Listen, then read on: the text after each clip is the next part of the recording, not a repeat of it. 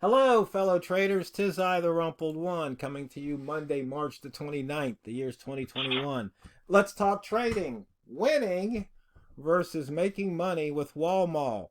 As you should know by now, these videos are for educational purposes only. Your results may differ from mine and from Walmal's. Walmal, I was just telling you about a video I was watching about Tom Brady and the Patriots played the Lions on a Thanksgiving Day, and this one cornerback was talking trash, and the Lions were up by 14 points, and then Brady came back and basically, beat them by like 3 touchdowns or something. And I was saying how we use a lot of sports analogies, but in sports, you just need to win. Doesn't matter if you win by a point or if you win by 100. But in trading, you could win 99 trades out of 100, but if that last trade wipes you out, well, then it's game over. Yeah, you're absolutely right. It all comes down to. It's funny that we spend a lot of time, on these videos, just talking about this whole idea of having a trading plan, having risk management in place, having money management in place, and that's the reality. Because you said it perfectly. I can go and win literally 99 trades in a row, and then lose one trade, and then I'm bankrupt. In fact, I was helping one particular trader a couple months ago, and he was fine-tuning his method and doing some things, and what he didn't have really in place yet was his money management and risk management, and he was winning 80% of the time, 75-80% of the time. But when he took a loss, he would say it this way: I took a huge L, took a huge loss, and it would more than wipe out. In fact, there was one time where he took, I think he won like 5-6 times in a row, and he took one loss, and it literally just completely, emptied his account. And that is so easy to happen. That's why those things are so important, and we have to keep that in mind that, you're right. It's not, it's sort of like, they have this thing in college. When I was in college anyway, there were certain classes that you had to go and take for grade, and there were other classes you took as pass-fail, and if it was going to be a class where you knew it was going to be a difficult class and it wasn't within your core curriculum, you were allowed to take that as a pass-fail. And sometimes you just took that because you knew it wouldn't affect your GPA in any way, shape, or form. And you took it as a pass-fail. You knew that you're going to get above the 65, but why fight it and try to get the A or get the B to go and keep your GPA up? Well, we don't have that luxury in trading.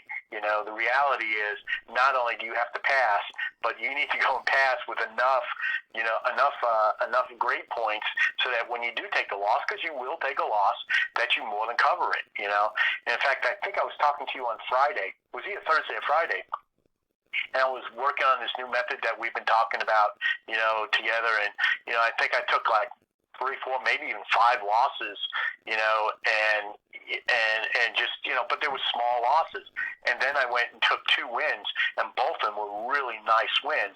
And not only did I think my total losses ended up to like 9 or 10 pips, but my total wins came out to like 20, 25 pips. That was great, but that's because that method allowed you to go and do that, and that's what counted. I was trying to make money, so if you look at my win-loss ratio, I have a program that goes and tells me, what my win-loss ratio is, and, how much do I make on each, trade, what's my expectancy.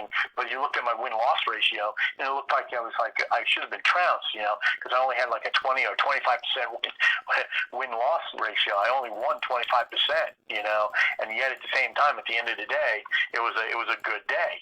And that's the thing. How are you going and managing your money? How are you managing everything? Well, and part of the reason why I'm bringing this up is that there's still traders out there that are searching for methods and, butterflying methods, meaning one method one time, one method another time, a different method another time. And they're looking for, the indicator du jour, what's the latest and greatest. And right now, order blocks are really hot. And as much study that we do, we see these videos, we see these PDFs and the telegrams and all that stuff. but everybody defines it differently. And it's almost like they're curve fitting or doing a Harry hindsight where, well, this is an order block, but well, how come this other one isn't? And rather than just focusing on like, a simple horizontal line trade like the Walmal method, like we've been doing since March of 2020, and those traders that have followed it and they seem to be getting it, they're profitable. Yeah, and that's the thing, I don't choose my method based on how much I win. I choose my method based on, am I able to make money? Because if I'm able to make money, that's the most important thing. Whether I win, 80, 90% of the time, or if I only win 25% of the time. But if the end of the day, the end of the week, the end of the month, there's more money in my bank account, that's all that matters.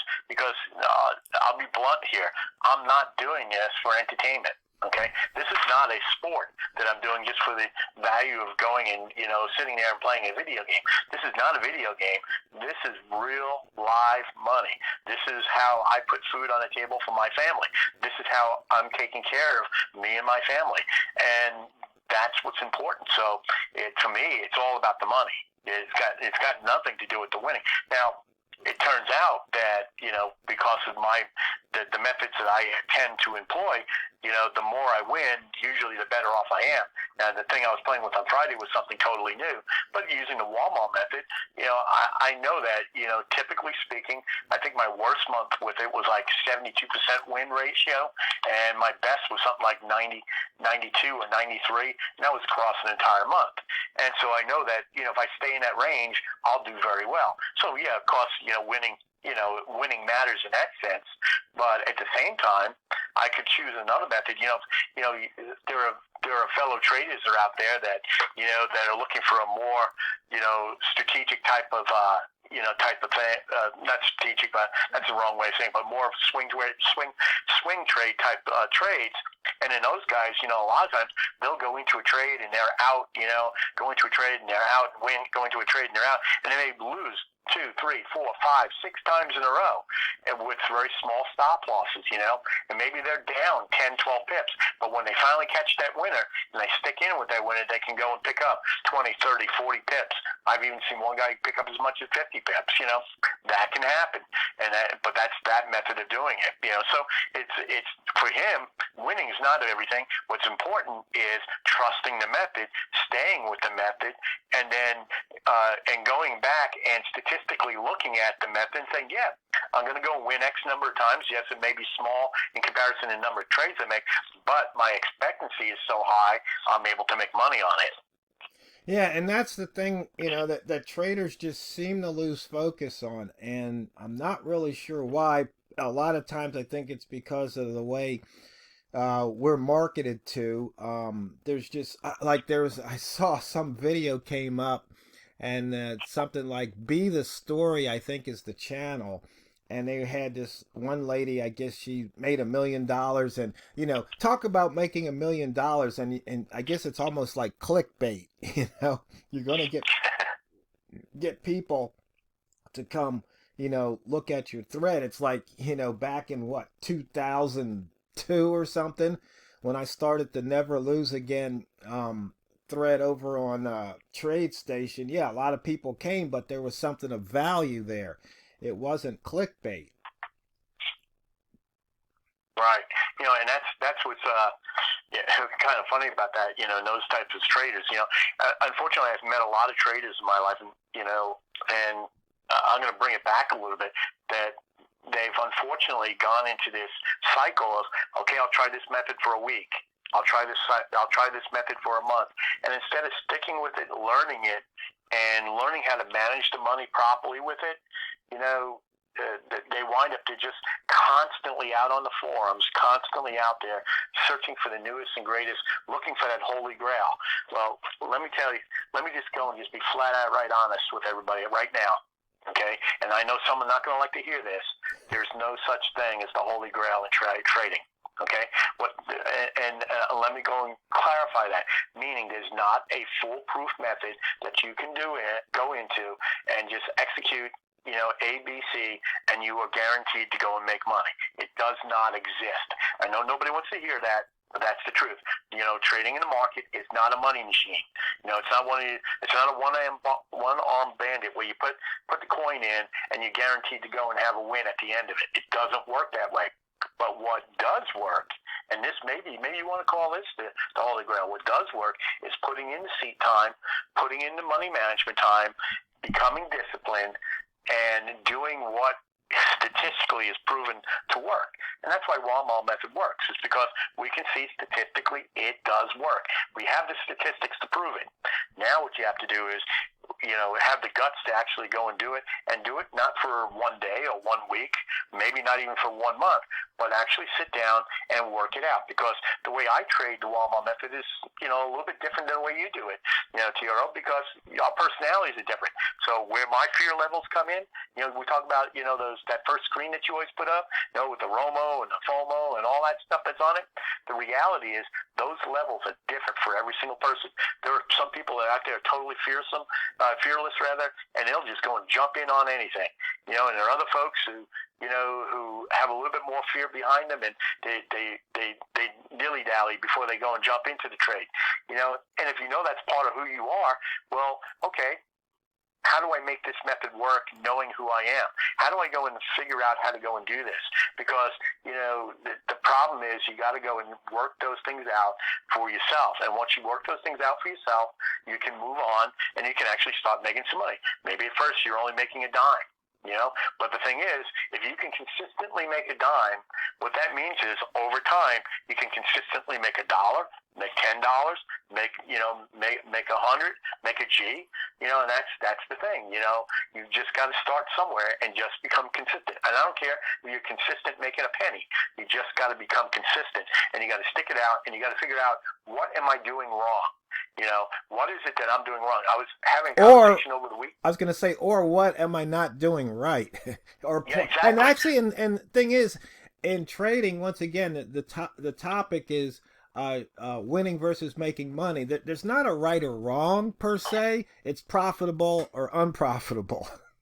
Exactly right. In fact, I was talking to a trader or two on one of the forums. It was either YouTube or Facebook over the weekend. I don't recall where it was, and they were asking me about my rule where if I go up +3, why do I let it go against me -3? Why don't you let it go, all the way to your stop loss? And I said, well, for me, I want to keep my losers short.